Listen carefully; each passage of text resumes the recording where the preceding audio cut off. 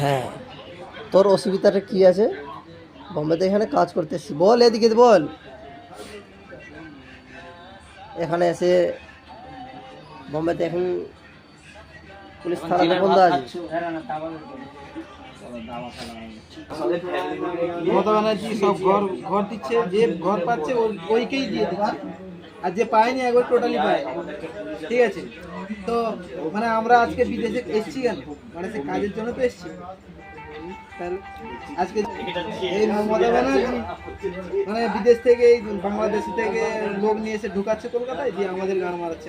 আমাদের ভাবছে আমরা মানে বাংলাদেশের ছিল, কিন্তু আমরা তো বাংলাদেশের না, মেদিনীপুরের ছিল, পশ্চিমবঙ্গের ছিল, ধরে রেখেছে। এই সব মমতা ব্যানার্জি গান মেরেই দিচ্ছে। আমাকে